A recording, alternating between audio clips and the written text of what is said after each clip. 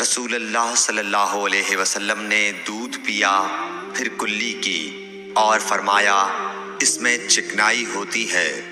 صحیح بخاری حدیث نمبر 211۔ رسول کریم صلی اللہ علیہ وسلم نے فرمایا کہ جب نماز پڑھتے وقت تم میں سے کسی کو اونگ آ جائے تو چاہیے کہ وہ سو رہے یہاں تک کہ نیند کا اثر اس سے ختم ہو جائے۔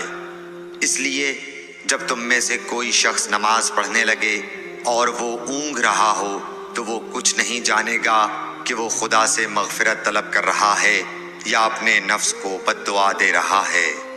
صحیح بخاری حدیث نمبر 212۔ رسول اللہ صلی اللہ علیہ وسلم نے فرمایا کہ جب تم نماز میں اونگنے لگو تو سو جانا چاہیے، پھر اس وقت نماز پڑھے جب جان لے کہ وہ کیا پڑھ رہا ہے۔ صحیح بخاری حدیث نمبر 213۔ حضرت انس روایت کرتے ہیں کہ رسول کریم صلی اللہ علیہ وسلم ہر نماز کے لیے نیا وضو فرمایا کرتے تھے۔ میں نے کہا تم لوگ کس طرح کرتے تھے؟ کہنے لگے ہم میں سے ہر ایک کو اس کا وضو اس وقت تک کافی ہوتا جب تک کوئی وضو توڑنے والی چیز پیش نہ آ جاتی، یعنی پیشاب، پخانہ یا نیند وغیرہ۔ صحیح بخاری حدیث نمبر 214۔ سوید بن نعمان رضی اللہ تعالی عنہ نے بتلایا کہ ہم خیبر والے سال رسول اللہ صلی اللہ علیہ وسلم کے ہمراہ جب صحبہ میں پہنچے تو رسول کریم نے ہمیں عصر کی نماز پڑھائی۔ جب نماز پڑھ چکے تو آپ نے کھانے منگوائے، مگر کھانے میں صرف ستو ہی لایا گیا، سو ہم نے اس کو کھایا اور پیا۔ پھر رسول کریم صلی اللہ علیہ وسلم مغرب کی نماز کے لیے کھڑے ہو گئے تو آپ نے کلی کی، پھر ہمیں مغرب کی نماز پڑھائی اور نیا وضو نہیں کیا۔ صحیح بخاری حدیث نمبر 215۔ رسول اللہ صلی اللہ علیہ وسلم ایک دفعہ مدینے یا مکے کے ایک باغ میں تشریف لے گئے۔ وہاں آپ نے دو شخصوں کی آواز سنی جنہیں ان کی قبروں میں عذاب کیا جا رہا تھا۔ آپ صلی اللہ علیہ وسلم نے فرمایا کہ ان پر عذاب ہو رہا ہے اور کسی بہت بڑے گناہ کی وجہ سے نہیں۔ پھر آپ صلی اللہ علیہ وسلم نے فرمایا بات یہ ہے کہ ایک شخص ان میں سے پیشاب کے چھینٹوں سے بچنے کا اہتمام نہیں کرتا تھا اور دوسرا شخص چغل خوری کیا کرتا تھا۔ پھر آپ صلی اللہ علیہ وسلم نے کھجور کی ایک ڈالی منگوائی اور اس کو توڑ کر دو ٹکڑے کیا اور ان میں سے ایک ایک ٹکڑا ہر ایک کی قبر پر رکھ دیا۔ لوگوں نے آپ صلی اللہ علیہ وسلم سے پوچھا کہ یا رسول اللہ یہ آپ نے کیوں کیا؟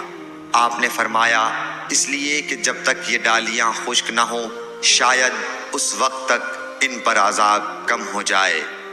صحیح بخاری حدیث نمبر 216۔ انس بن مالک رضی اللہ تعالی عنہ روایت کرتے ہیں کہ رسول کریم صلی اللہ علیہ وسلم جب رفع حاجت کے لیے باہر تشریف لے جاتے تو میں آپ کے پاس پانی لاتا، آپ اس سے استنجا فرماتے۔ صحیح بخاری حدیث نمبر 217۔ ایک مرتبہ رسول اللہ صلی اللہ علیہ وسلم دو قبروں پر گزرے تو آپ نے فرمایا کہ ان دونوں قبر والوں کو عذاب دیا جا رہا ہے اور کسی بڑے گناہ پر نہیں۔ ایک تو ان میں سے پیشاب سے احتیاط نہیں کرتا تھا اور دوسرا چغل خوری کیا کرتا تھا۔ پھر آپ صلی اللہ علیہ وسلم نے ایک ہری ٹہنی لے کر بیچ سے اس کے دو ٹکڑے کیے اور ہر ایک قبر پر ایک ٹکڑا گاڑ دیا۔ لوگوں نے پوچھا کہ یا رسول اللہ آپ نے ایسا کیوں کیا؟ آپ نے فرمایا شاید جب تک یہ ٹہنیاں خشک نہ ہوں ان پر عذاب میں کچھ تخفیف رہے۔ صحیح بخاری حدیث نمبر 218۔